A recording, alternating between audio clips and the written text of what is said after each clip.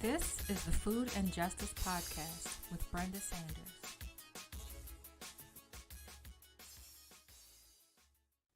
Hello, everyone, and thank you so much for tuning in to Food and Justice with Brenda Sanders. I am so pleased and just elated to have our guest today, which is, I live for guests like Miss Bonnetta Adeeb because food and justice is all about digging into the food system and making people aware of the aspects of the food system that they may not know about. So I want to start by reading Miss Adeeb's bio, and then we're going to jump right into the questions. Bonnetta Adeeb, founder and president of STEAM Onward, Inc., a nonprofit 501c3 organization in Southern Maryland, as well as the projects Ujamaa Cooperative Farming Alliance, or UCFA, and Ujamaa Seeds. UCFA is a collective of emergent and seasoned growers who cultivate heirloom seeds and grow culturally relevant plants for food, healing, and textiles. Ujamaa recognizes the need for increased diversity in farming and the seed industry, and the need to provide more opportunities and support for growers from historically oppressed and marginalized communities. To this end, the UCFA is working to bridge the gap between prospective growers and seed companies. In addition, she works with the Cooperative Gardens Commission to distribute free heirloom seeds to communities in need, serving 300 seed hubs nationally. January 12th saw the launch of a new Black Indigenous-led project. Ujamaa Seeds is an online store cultivating and distributing culturally important seeds to increase diversity in the seed industry.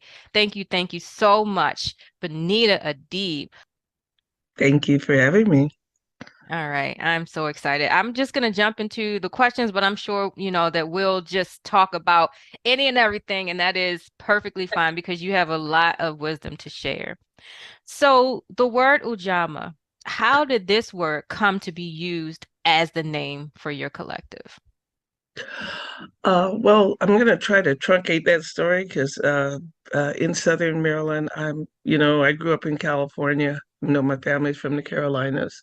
And in California, we celebrated Kwanzaa every year. It's a really big deal in Southern California. When we came here, people were not doing that. That was important for me to make sure that my children had that tradition. And so we really like the principles, and they have we're talking about community building, and Kwanzaa summarizes just about everything. So my friend, a fellow grandmother and farmer, Fatima Hassan, and I were working to try to find some ways to help Black farmers, which are struggling. We had organized farmers to teach kids how to farm. And then once we did that, we realized that the farmers were all having their own struggles. Black farmers have been struggling, since day one of stepping on this land. We have been struggling. And so the farmers really enjoyed being together. We started off first, we had one, then two, then we had seven, then we had 20. And now we have growers all over the country, and we're growing internationally as people find out about the work we're doing. So the concept is, bringing the children back home to their skills, their talents, and reclaiming their tradition. So Kwanzaa is all about community building, gathering, restoration, celebration, and unity. What's better way to find a principle? We named ourselves Ujamaa, but we follow all 7 principles. And at grandmothers, we get the chance to say things over and over again. You know how we do. Sometimes we can't remember your name. We may call you baby, but we're telling you the same thing over and over again. So hopefully, now that Kwanzaa has escaped December, that we start practicing these principles in efforts to reclaim our heritage in agriculture. That is wonderful. And you're collective. So why would you say that cooperative economics to you is so important? Oh, yeah, I'm a retired history teacher. And if you look at culture internationally, if you look at Africa particularly and communities around the world, you find out that the people are happier and work better together in groups. It's a part of the language, a part of the African cosmos. It's the way in which we celebrate, it's the way we worship, it's the way we play, and we're a collective people. And so we need each other. The example I like to give that some people get is like one man can't build a barn. You need your neighbors, you need friends. Yes. One person can't be a community. One person can't possibly have all of the skills and tools and technologies you need. But if you bring the community together, you can get stuff done. And plus, it's natural and it's actually more fun, especially when you add some music and some dancing. And most dance comes from agriculture. Almost all the dances originate in agriculture. Music comes from agriculture. We are, as humans, of people that are seeking to eat. We've been trying to eat because we can't go a day without it. Right. So most of our culture starts around the growing and the reaping and the ceremony, harvest. So it's the way in which we are most happy and most productive, Mm. in my opinion. I tell you what, I'm already inspired. We done just got into this. And all of what you're saying is so true. I mean, some of my best memories were of my grandmother's tiny little Baltimore City row house backyard plot. And how she would go out and pick the beans, and she would let us shell the beans, which now I realize, it wasn't so much letting us do it, but like, giving us the responsibility. But she made it exciting. She had the music on, and we would talk and things like that. So now I definitely appreciate that, and I think that everybody deserves to be able to have that. So thank you so much for that. Um and I want to talk about the seed saving in particular, because you and I had a previous conversation and you were talking about seed cultivating and seed saving, which was something that I really have not thought about. I mean, I know that seeds start the plant, but I had never really thought about like saving the seeds in particular. And so why did you decide to get into growing seed crops and saving the seeds? Well, let me quote my grandmother who said, neither a borrower or a lender be. So if you have seeds, you can sit on your own bottom. Let every Mm, pot sit on its own. Be independent, and in order to feed yourself, you need to know how to protect yourself and your heritage and your food. So seed saving is the basis of that. Now we understand how we ran by cover of dark, trying to get out of the South, trying to get away from the farm because of the abuse that we experienced there. But we left the baby, throughout the whole baby, and the skills that we had and we knew that sustained us, probably the reason why they came to get us, why we were sold into slavery, was because of our agricultural skills. That was wealth, that was intelligence, that was survival, and it was the reason why we ended up here was because of our agricultural uh, skills.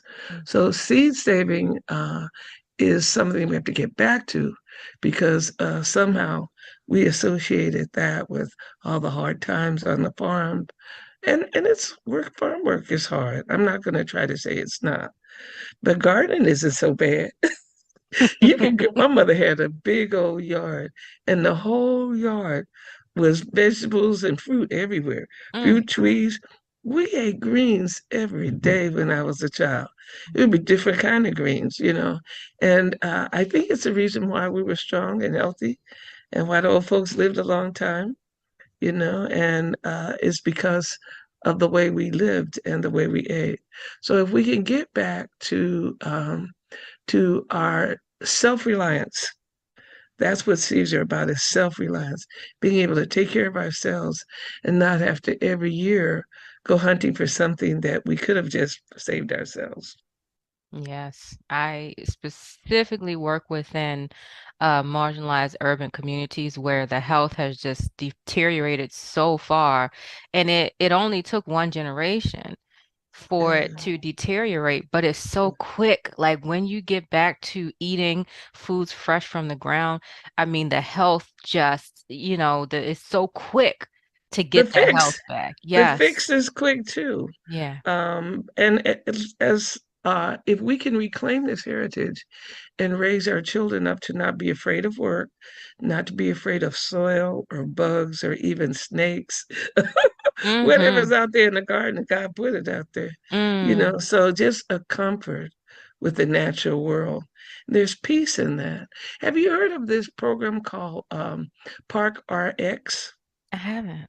They have it in DC and Baltimore. Many cities have it. So when you come into the doctor, you realize you got high blood pressure, you're all stressed out, you're pre-diabetic, all those things that a lot of us turn out to be. The doctor can write you a prescription, and the prescription suggests that if you spend a certain number of minutes each week outside in open space, just breathing in fresh air and trees, that you will become healthier. Mm. There's tons of data in our region, right here in our region, that shows the benefits of just spending time outside. So, Granny had a strong back. She could move Mm-hmm. things. She could lift things. Yeah, she might have had a little arthritis in her hands like me, but keeping busy helped her hands Yes. stay better, helped her stay healthier longer. And of course, longevity is something that we need to reclaim. COVID has stolen so many of our elders, and there's a saying that every time an elder passes, it's like a library burns to the ground. Mm. We haven't fully realized the wealth that our ancestors hold, our elders hold, and all of that is our tradition that needs to be reclaimed. And if you know Kwanzaa, it's all about those things. Yeah. Bringing the elders in, intergenerational. That it's more wholesome that way. What can you do that you can't do with Granny in the room or children? What do what are you gonna be doing? Certainly true. Excuse me, your audience. But we know that if grandma and the kids can see it, it's probably a better activity, a more wholesome activity. And certainly if you've been to a party with any of your African family friends, everybody's there because we celebrate life together.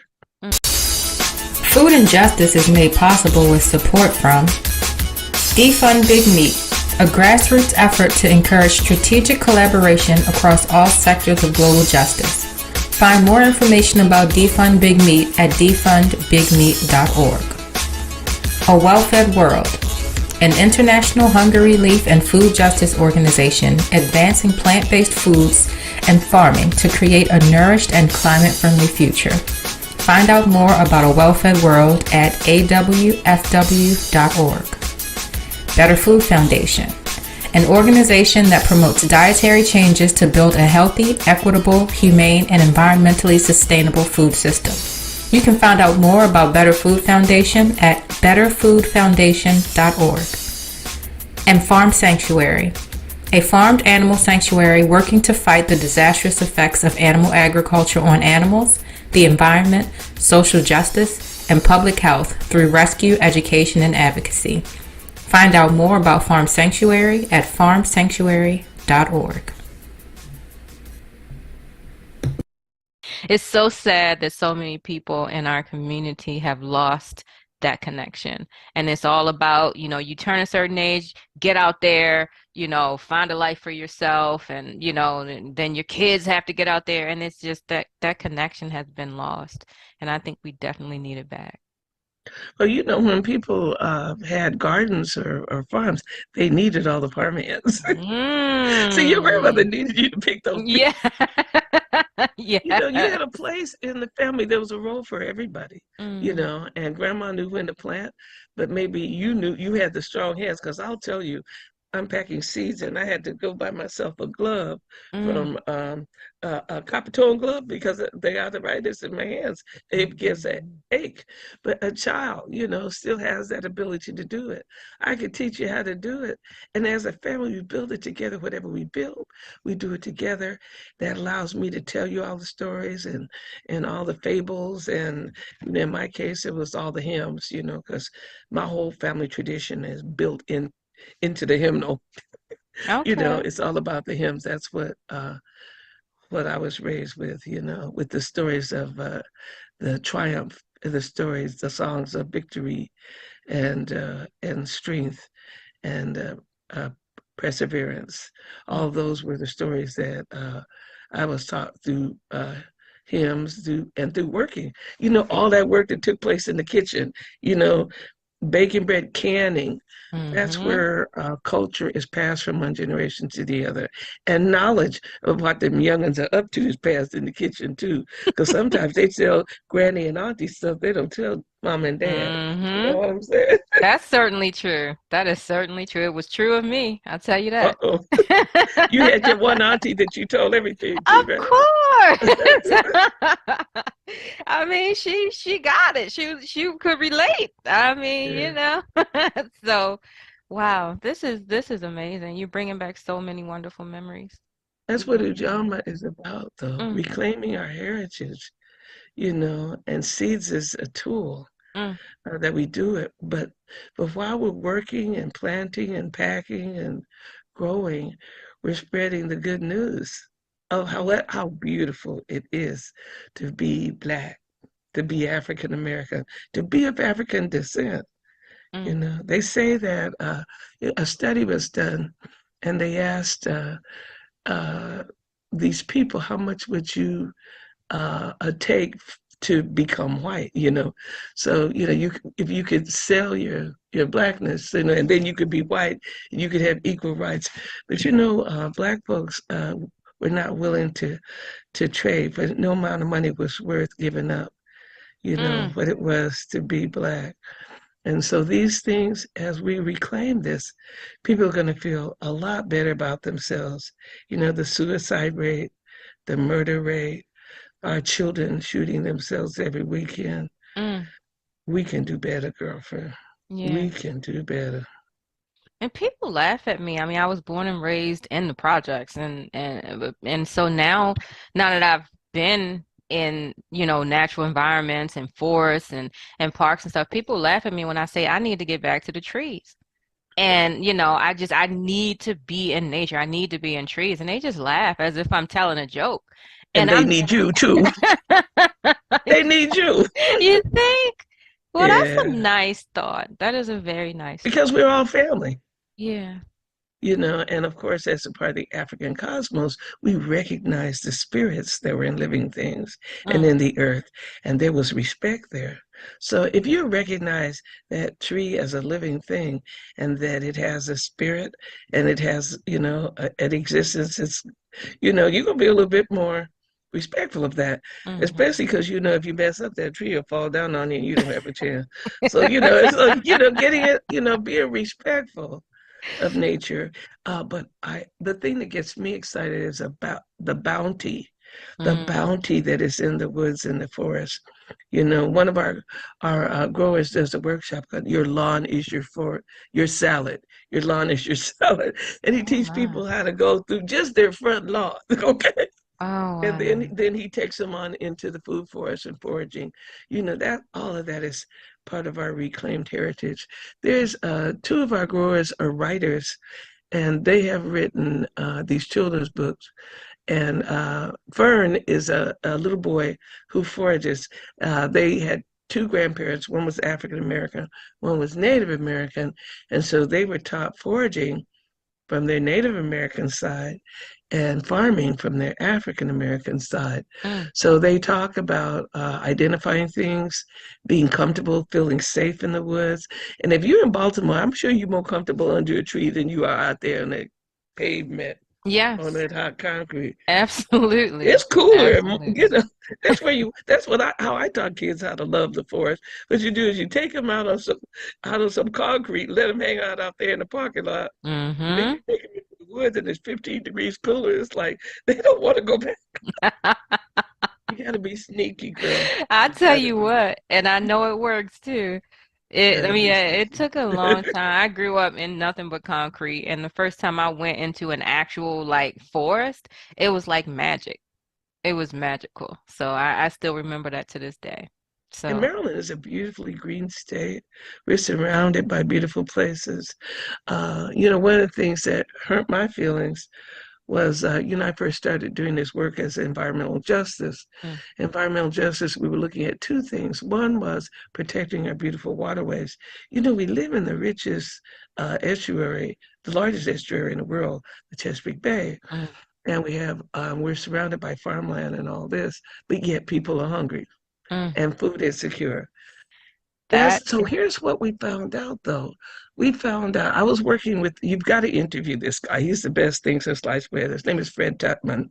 He's okay. the river keeper for the Patuxent River, which is the longest and deepest river in Maryland.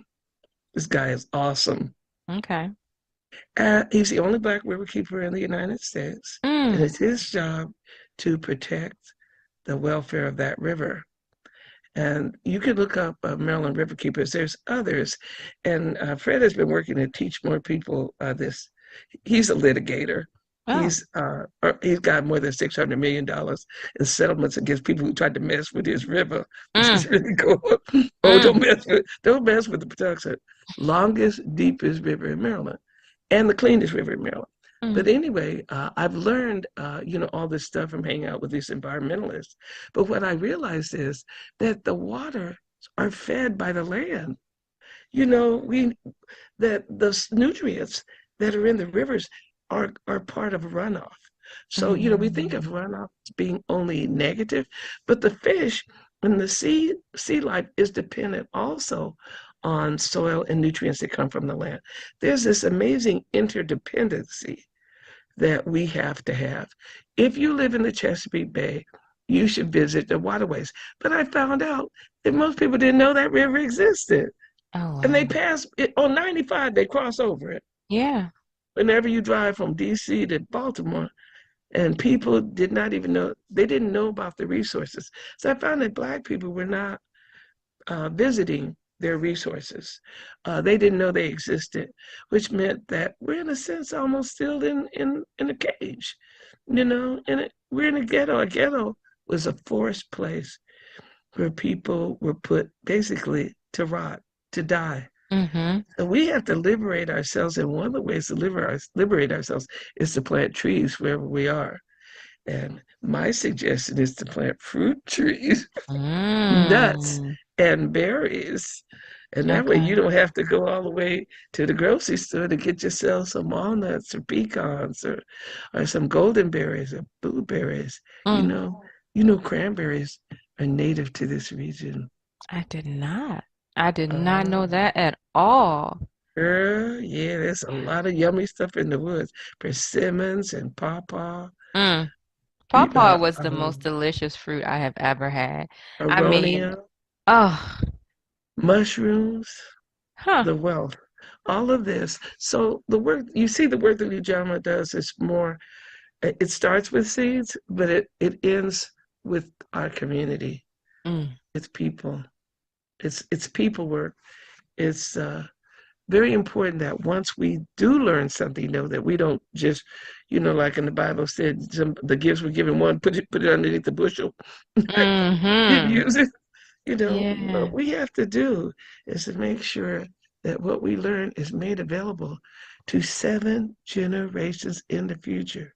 Oh. So everything we do as gardeners, as growers, as farmers needs to be regenerative in nature. So there's something left for 7 generations. So we do need to be planting trees. I just have 2 or 3 really beautiful trees that we have where you eat the leaves. Moringa?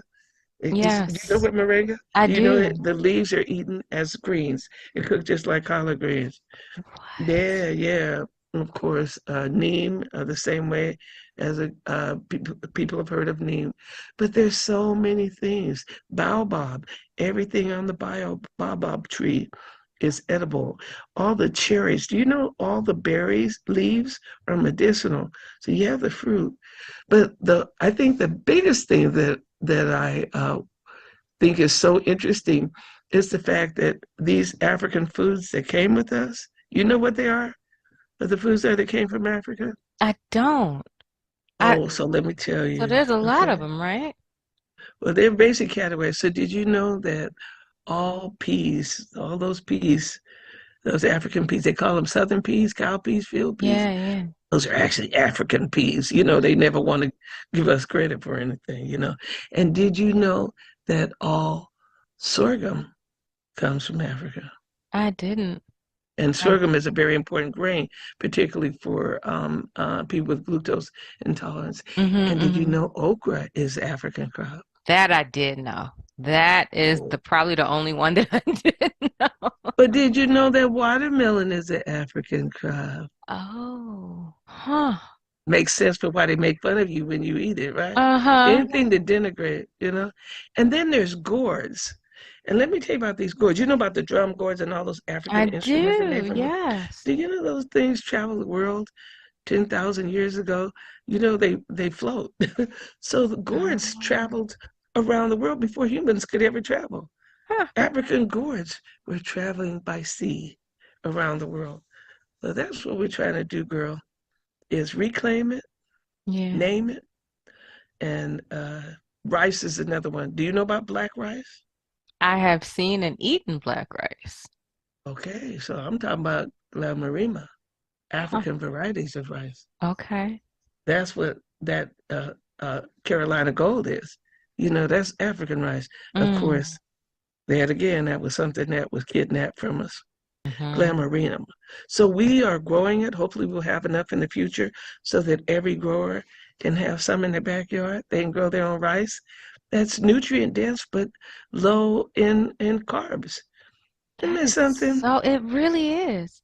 It Isn't really that cool? is. I never imagined that we could grow rice. I thought you needed so much space to be And they able to also grow make rice. you think you need water to grow it. Right. That's all I've ever seen. So, girlfriend, let me tell you about this rice. It is just like black people. It is so adaptable. It can grow in water. It can grow in brackish water with salt in it. It can grow upland. It can grow in swamps. This Mm. rice is just like we like baby's kids. We don't die, we multiply. Multiply. That's why I love collard greens. You know, we have Mm. this heirloom collard project. And this is the number one way we introduce people to seed farming and long-term seed saving.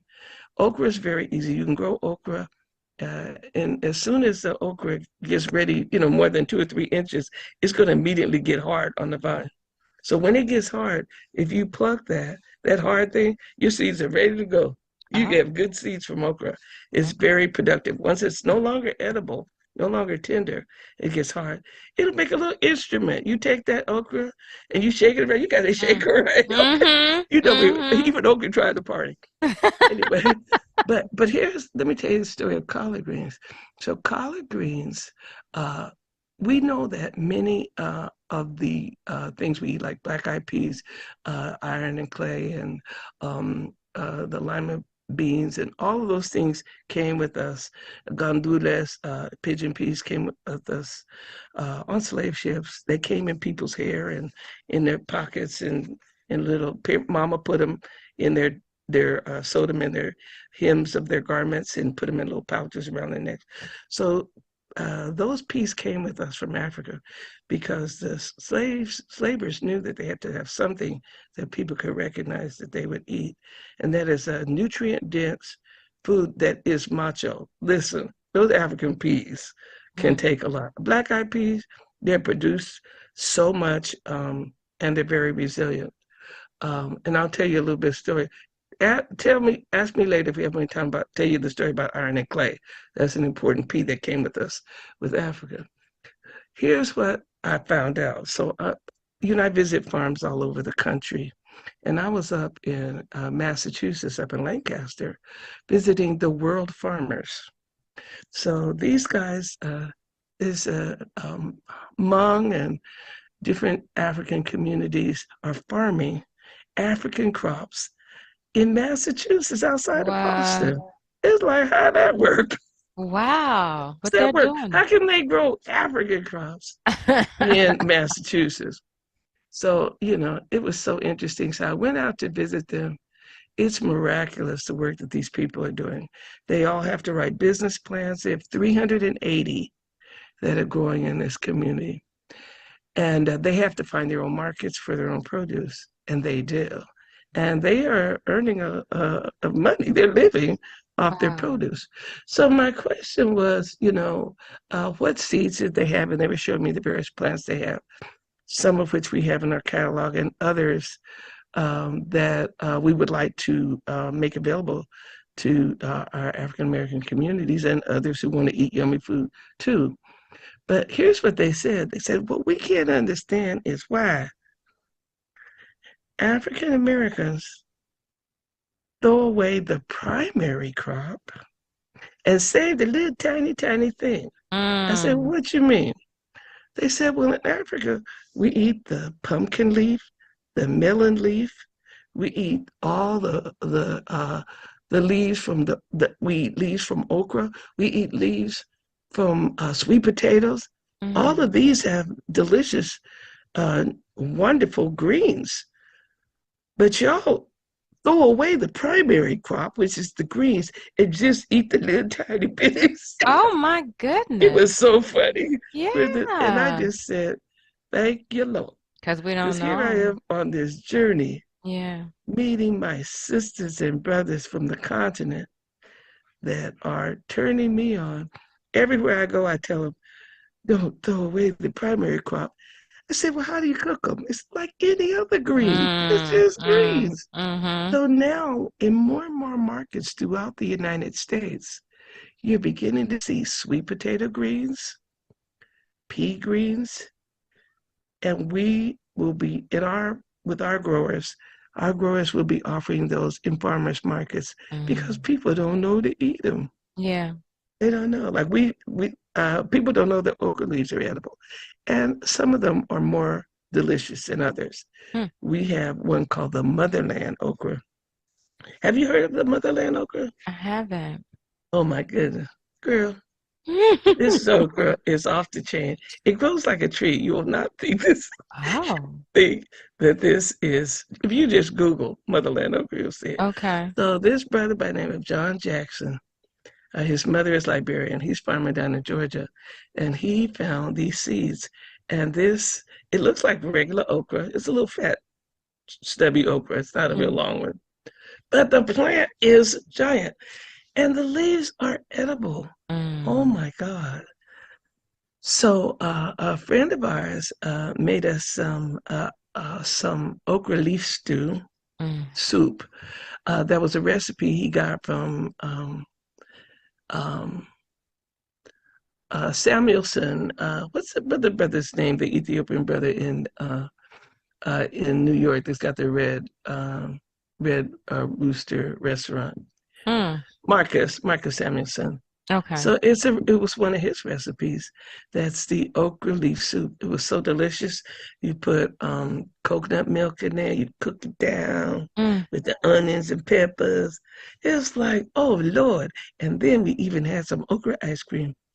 Yeah, What? it's cool. Okra ice cream. Okra ice cream. Oh, Uh, you are really, I mean, like you're exposing me to so many things that I just did not have any clue about. Like we're I'm probably having missing out. fun, Brenda. I'm having Yeah. fun It talking about sounds like it. Mm. reclaiming my heritage. You Yeah. know how Auntie Maxine said, reclaiming my time? Mm-hmm. I'm reclaiming my heritage. The Food and Justice Podcast is proud to be organizational partners with Afro-Vegan Society, Food Empowerment Project, Grow Where You Are, and Vine Sanctuary.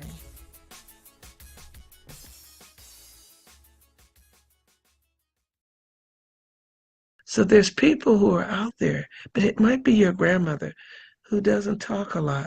But if you asked her, this happened to one of my friends. She said that she went to her grandmother and asked her what they grew. And her grandmother said, "You want to know what we farmed in North Carolina?" And she says, "Yeah, grandmother," because she just bought a farm. She bought a 13-acre farm in Southern Maryland. And she said, "I need to know what I'm supposed to be growing because it's what y'all ate." She said, "You are the first person in my family that's ever asked me anything Mm. about our heritage, Mm-hmm. what was important to us, what we grew." Her grandma started talking, she couldn't shut her up. Then the uncle came in and the cousins came in. Now she's on the prowl to Mm. reclaim some of the land that was stolen from her family in North Carolina. Oh my. Yeah. Yes. That So is, yeah. So many she people doesn't know are, where the path is going to take her. She yeah. went down this road and somebody came out with some guns. So she Uh-oh. turned around and said, Uh-oh. let me find another way out of this. But she is, she is she's a scientist Mm, who worked on the COVID vaccine, and she's farming. She bought her own farm, she and her husband, and they're doing it. They're mm, doing their thing. And as more people go back to the land, they want a little bit different lifestyle, maybe a little bit different opportunities for their children. They want their children to be educated, but they want them to be safe. yeah. Not that farming is that safe. I'm not trying to say that it's a panacea, but Mm-hmm. the thing is, it is our culture, it is our heritage, and somebody needs to be caring about these things and doing these things. Yeah, and speaking of safety, one of the things that you talked about during our other conversation was that seed saving is a skill that will allow us to be able to adapt to changes. And I thought that that was really profound. So can you talk about how seed saving can help us to adapt? Well, it's a little bit more than just seed saving. It's actually the art of seed breeding. So seed saving is step one. It's just holding a seed, watching it, go through its life cycle at the end, harvesting those seeds, handling them properly, which means drying them properly so that you will have those seeds to plant the next season. Mm. That's what seed saving is about. Okay. Along with that comes seed sharing and seed trading. So throughout history, there have been these seed swaps where people come and they bring their seeds and they share someone with this guy, someone with that guy, and and they trade them off and this person. And I have a tomato I really like. Somebody called me yesterday with a Miss May collard green from Farmville, North Carolina. Now I'm a collard green person. Okay. It was like I got to get my hands on this. She's an 84-year-old seed saver, Oh, and she's been holding this okay. seed from in her family. She has been the seed saver. Mm, We need to tell her story, capture that story, and extend those seeds so Miss May's seeds can be shared with the whole diaspora. So the next step after seed saving is really planting. We call it stewardship. So it's actually managing and learning some basic observation skills. So we have two projects that we use to teach people how to do that. One is the ultra-cross collard, and then we have an ultra-cross okra. And the way this works is these are mixes of multiple varieties that we mix together. I think I told you about the heirloom collard project, and you can Google that, mm, heirloomcollard.org, and okay. see the 21 collards that we started out doing trials. The story was that these people were growing collards in their yards, and two research scientists traveled the South looking for rare varieties of collard, looking for homegrown varieties. When they would see somebody, they would pull over the side of the road. They would knock on the door and say, "I see you growing collard out there. Tell me about your collard." And then they would eventually ask them for collard seeds. Mm, So one of them is a germplasm specialist from USDA. The other one's a historian from North Carolina. And what they realized was that from talking to these seed savers, that most of them did not have anybody who wanted to carry on the tradition. Wow. Most of them were in their 70s and 80s.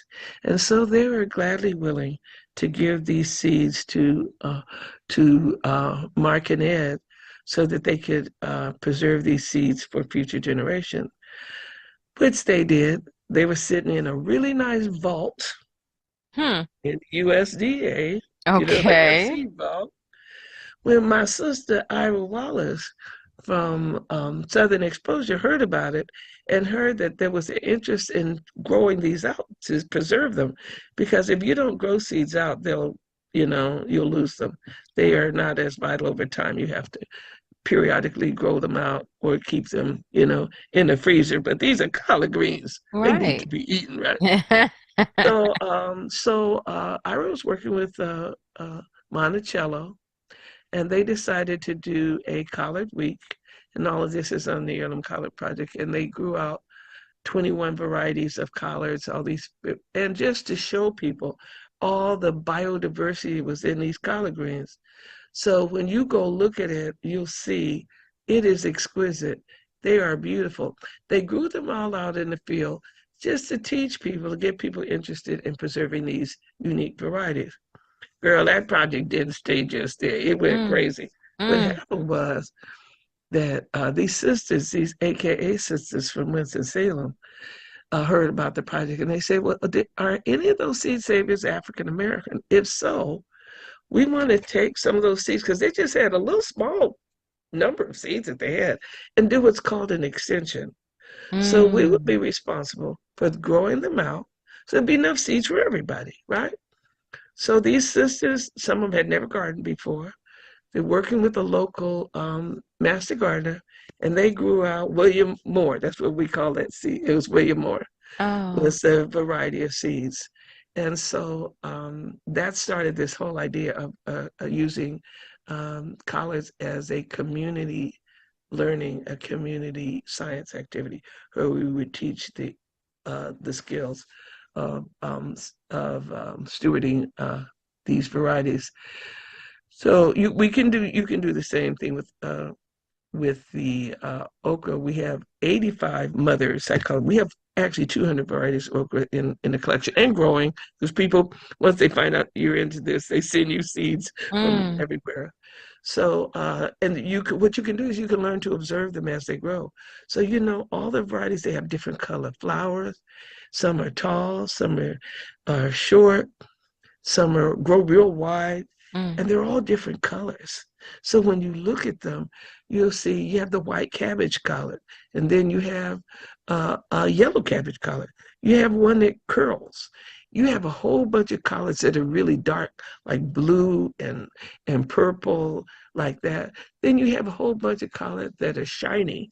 They call them greasy.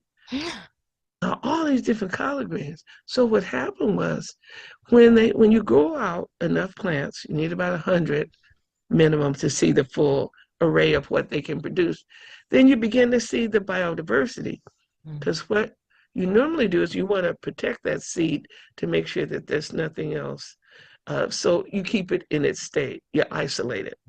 But in this mix, you let them mix. So it's intercrossing, which is something that you do in order to get new varieties. So from this mix, I'm walking through this greenhouse, and I'm looking at pink collard, I'm looking at purple collard, blue. Some collards had stripe. I swear to you, I'm not lying, that there was pink, purple, polka dot collards. No. Oh my goodness. There was green greasies. So from that, so we're on our third year of growing out this ultracross, and what we found was that some could tolerate freezing temperatures. Now, most people know collards taste better with a frost. So now we have a group of seeds that we isolated. Those plants, we collected those seeds, and those are zero tolerance. So now we're growing them out, and we're actually trialing with some growers in Wisconsin, Minnesota, and Canada, to try to develop varieties that will grow in colder climates. The same thing, collards don't go to seed in real hot weather, like in Florida, hot. So we're doing the same thing. So the idea is we're learning how to breed for climate change through this process of observation and teaching people not just to plant, not just to save seeds, but understand that we need plants that are adaptable. And that's why we need them African plants, girlfriend. You know how we do. Yes. Yes. This And plus, is, it looked like us. We range. The tallest people in the world are in Africa, the shortest people, the smallest, the biggest. I mean, some light, some dark. I mean, when I traveled to Africa the first time, I couldn't believe that there was blue eyes and green eyes and brown eyes and hazel. I was surprised to see blue-eyed Zulus, I'll be honest with you. But these people are ancient people. And the biodiversity, all human beings come out of Africa. It's all there. Some have straight hair. Some have hair that the little beads that sit up on their head. And some have, long faces. Some have thin noses. All of this is genetic selection. The reason why you have the thin noses allows the body to cool off. The long, lean, thin bodies. So, just as we learn, as we grow, as we share, the more we learn about home, we can help our brothers and sisters that are struggling, that have been so robbed and ripped off. What we have, we can share with them. They're just brothers, sisters, cousins, nieces, nephews, and it's all in the family. It That's is. what we will do. It is. And this is food bringing everybody back together, which we all familiar with. So I Food just, and music. Put some food music and me, on food there. and me. Give me some music in the You're right. kitchen, and I'll be cutting up some collard greens and humming the tune. And you should come to our when we harvest sorghum. I invite you to our sorghum harvest. Please. Maybe you can invite some of your community to come and help us harvest that. We'll be talking about all the products you can make from sorghum. It's everything from milk, bread, flour. You can make syrup and nutritious sweets. You can make dye from the leaves, and the plant is very good at carbon sequestration. Somebody's making alcoholic beverages and beer. Uh-oh. And for folks who are watching on YouTube, that is sorghum behind you. That is sorghum. Wow.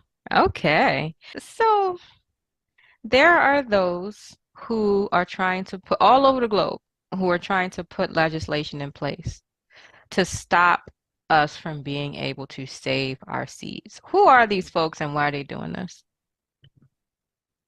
I'm not prepared to name names today. Oh no. Just what is the come reason? Back later. I can tell you that that big pharma, and you can look, I mean big ag, you can look that up yourself. Okay. What they want to do is to be able to control all the germplasm in the world. And so there's an effort. But where they are actually doing the best job of that is in the US. Other countries are already fighting a good fight to hold on to more biodiversity. They, however, have been successful in Africa in terms of convincing some countries, their legislatures, that African seeds are garbage. They're no good. You shouldn't seed save. You should buy all your seeds from us. So they have made it against the law to seed save. In Kenya, it is a 10-year jail sentence to save seeds. What? We've talked to growers from Ghana. The same legislation is before the assembly in Ghana. Now I love Ghana. Those are my home skillets. It's like, what? Somebody emailed me this morning about going speaking at a conference. It's like, I need to go slap somebody. Grandmas can do stuff like that, Because it's like, what you talking about? They can't have their traditional food. What are you talking about? They can't save their seeds. Are you crazy? And I have to believe there's some naughty Americans. I I could mean, be wrong. corporate I might control be of the food wrong. system. It's Western. If it's not American, it's Western. And what they want is, and it's not like they're doing what they should do with the food, making sure that everybody eats. Mm-mm. If we want to eat, we need to have control of our own food supply. So, one of the last things I'd like to ask you is reverse the question for you. If you cannot grow your own food, are you truly free? That is the question. And the answer is no. You can't possibly, if that's how you live. So you don't have control over your life. Whew, just got deep. I I I talk about urban environments and sometimes I feel discouraged. Every time I talk to you about urban environments, you are so positive and optimistic, and I love that because I need that. Um, and so I was gonna ask about, do you see a place for seed saving in urban environments? Wherever two seeds are rubbed together, you should try to save some. Now, don't be. I had a friend. I gave him a pack of seeds. I told him, I'm gonna teach you how to seed save. So he came back to me and said, Boneeta, what you mean is I only plant half the seeds and then I save the other half in the package? Like, no, that's not what I mean. Oh, What I want you right. to do is to extend this. If I give you 50 seeds, then you can produce thousands of seeds. Each one of these seeds is going to turn into a plant. The Mm, plant's probably going to be 4 or 5 feet tall, maybe 6 feet tall. You save seeds. Each one of those okra that I've given you will probably could produce 100 seeds. So I need you to be a multiplier. And then what you're going to do with those seeds is you are going to share those seeds with your loved ones, with your friends. And and then if you really so you feel confident and good at it, we're going to give you some rarer seeds. mm, And then you can farm seeds for us. Yeah, give you some mm, rare seeds. mm-hmm, It'll give you 25, Bambara, you know, nuts from, I'm trying to Zimbabwe. Grow out these 25 and see if you can extend this 25 to thousands or hundreds. mm, And we'll just learn it and give yourself the time and the space to learn. And we'll do it together.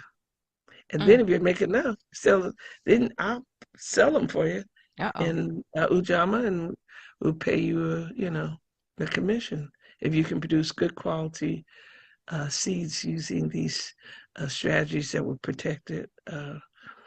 Then you can become a vendor or a grower for Ujamaa, Mm, and that's where the collective comes in. Then yes. we share the financial benefits from the seed that we produce. Ooh, I can't wait to get this show It's out. another income stream. It's another revenue Mm-hmm. stream. Uh, Exactly. Exactly. And especially for people who are acquiring land, purchasing land, they don't know how to use that land, you but right know. there in the city, I tell you, if you got a backyard, you can produce seeds.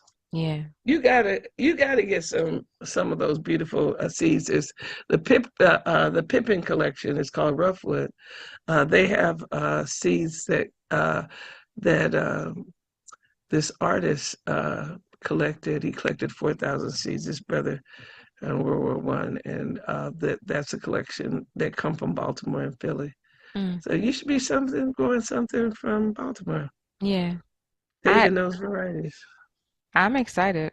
I'm very excited about that. I did not expect to be this excited at this time of the day, but I really am. I really am. Yep, And seeds will thank do it to you, girl. you. I mean, I feel like we have covered a whole lot.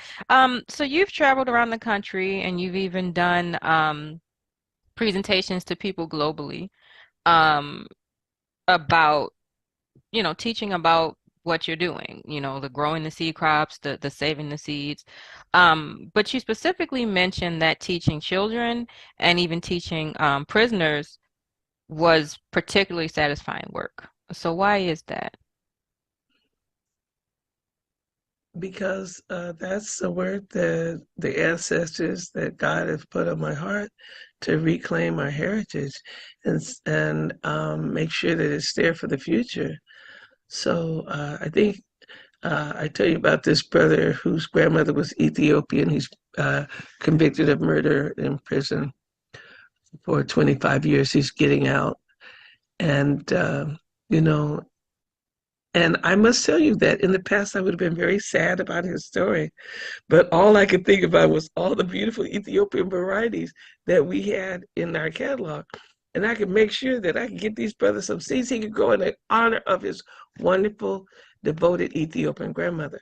So now, even if he just has a deck or a window, he could grow something, maybe some Ethiopian basil or something in honor of his grandmother. So, growing is like, it's nursery work, it's nurturing. So it's something that will give him a reason to get up in the morning, and it's something to give him pride and something he could do in honor of his grandmother. The same way with children, of course, they take right to it. My grandson asked me for 3 things he's growing. I asked him, Kai, what do you want to grow? I did find something. He's a dinosaur nut. He loves everything dinosaur. So I found this dinosaur okra. So I said, Kai, do you want to grow dinosaur okra? He said, yeah.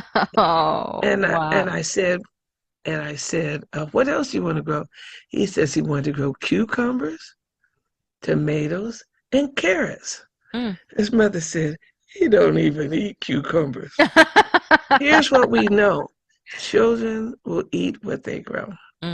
So I found him a small cucumber, a pickling cucumber that's best eaten at 2 to 3 inches.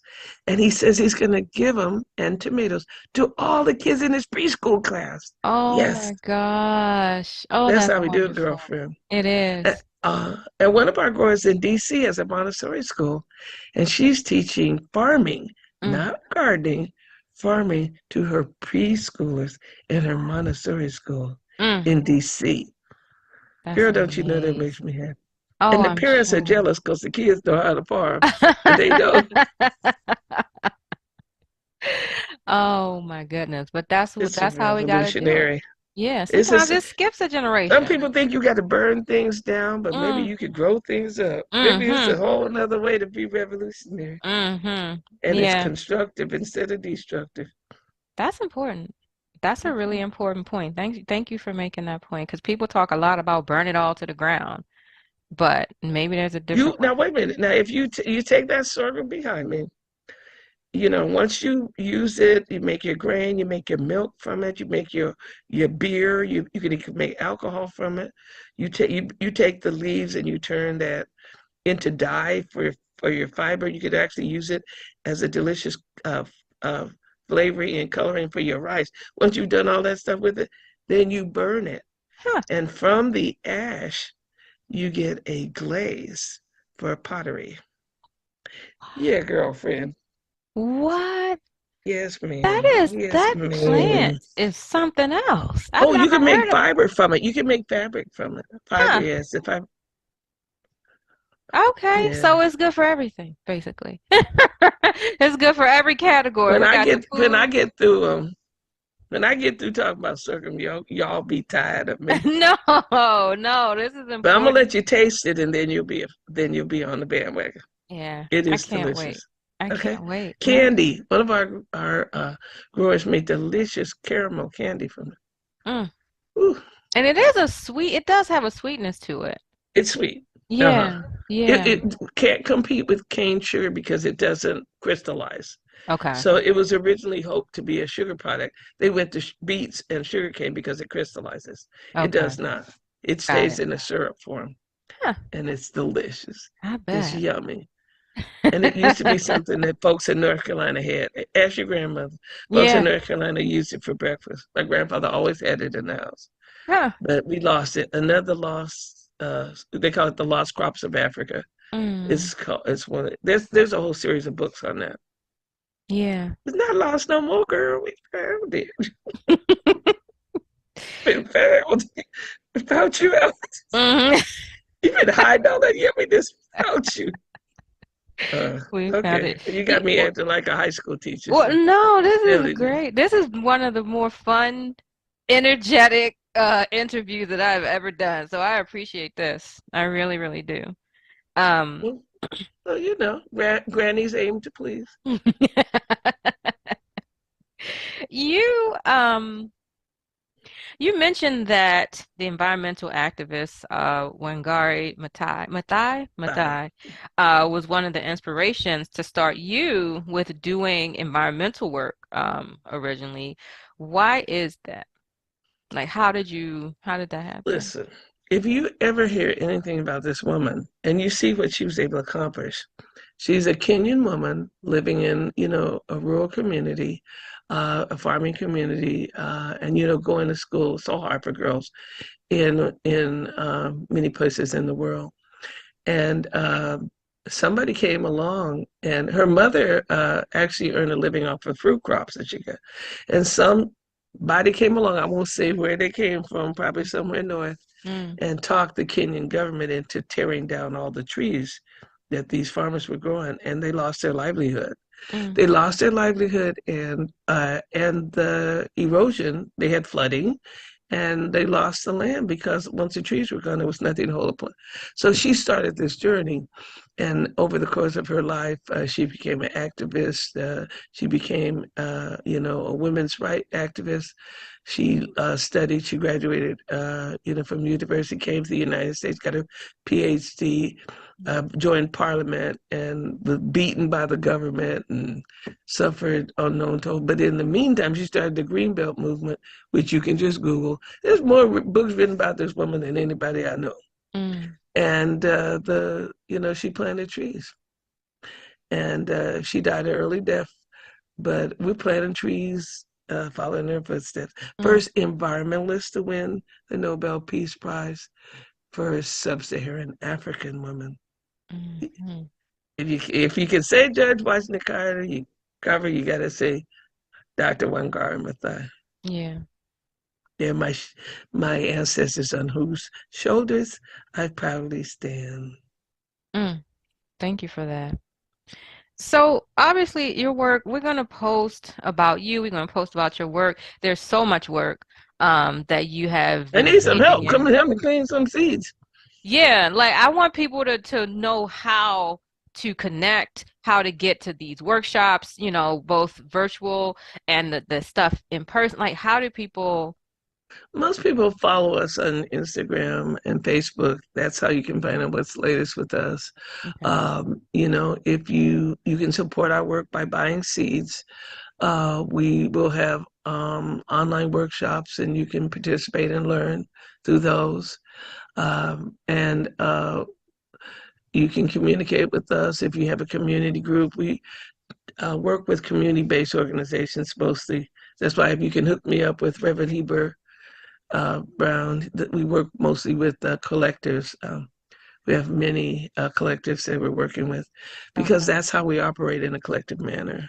Okay. And but we are always looking for seed savers, but seed stewards, people who already experienced. We need those to uh, help us to extend these rare varieties of seeds we have, and to learn the seed selection, seed breeding, and growing for climate survival, and to do our part so Mama Earth won't drop kick us off like she did the darn dinosaurs. That's what they were messing up. You see what happened to them. Taking up We're going all the that same space. way if we don't We get our sure act are. together. We sure are. Okay, so we'll make sure that all the information about you, about your work, about how people can purchase the seeds, all of it is going to be at Yes, fjpodcast.com. yes. Thank you. Yeah, And it's just, oh. My We have brain a is lot to full. do, but So much. and we also have a new project called the Front Porch, which is a way for writers, and it's like a book club, a writing club that we just launched last night. Mm, So all of that will be on Instagram if people are interested in writing, sharing their poetry, expressing themselves, music. We're looking mm. always for creatives to want to join, get on the bandwagon. Okay. Wow. And that just launched last night, you said? He launched the Front Porch. You know about the Front Porch, right? Now When I you go up do. to Granny's house, Oh, of you course. can't just Of roll up in course. the house. No, Granny's no. sitting on the front porch. Yes. You Yes. have to stay there and talk to Granny. You sure do. You Hmm. sure do. And you You may might as not well ever sit down. get through the front door because Granny may say, no. It's But if you true. behave yourself, she may serve you some tea, maybe some lemonade. Mm, If you're grown up, you may get a mint julep or something like that. okay. And you may be invited in. So that's If one you're of the lucky. portals. The front porch is one of the ways That's to right. get into the Ujamaa family. But it's Wow. actually anybody who likes us, anybody who we like. It's all about love. If we see you, we hug you, we like you. You're part of the family. It's hard not to like you. Look how you smile. Oh, thank What's not to you. love? You got to love you. Uh-huh. Thank you. I Yeah, I didn't can't want to wait. be a granny because I thought it would slow my roll, but it's done the opposite. Mm, good. Good, because we need it. Thank you so much. I really just appreciate the time that you spend because I know you're busy. I know you got a lot going on. Yeah, Yeah, yeah. so just spending this time with us has been amazing and fun, and I But this is my laughed. work. This is Yeah. my life work. Yeah. And I've been blessed to do what makes me happy. And a lot of people don't have that privilege. I don't take these opportunities for granted. This is the most important work that I've ever done. Mm, Seeds are the most powerful weapon I've ever had against ignorance and poverty mm. and complacency. I don't know how good they are at fighting laziness. So I'll let you Well, know. The lazy people want to do gardening mm, work in your mm. apartment, but We you need to know, do it. but if we having Everybody needs fun, to. they'll come along just Yep, just to be where the party's at. that's right. That's right. That's why I'm gonna be there. Be like, where's the Okay. party? But also to Right work. there under your shoes or boots. Yes, yes, yes. So, Bonnetta Adeeb, everybody, thank you so much for being here. And I just want to say thank you to the folks who are listening to or watching the show. This has been a wonderful time, and I invite you to come back next time for Food and Justice with Brenda Sanders. Thanks for tuning in to Food and Justice with Brenda Sanders. See you next time.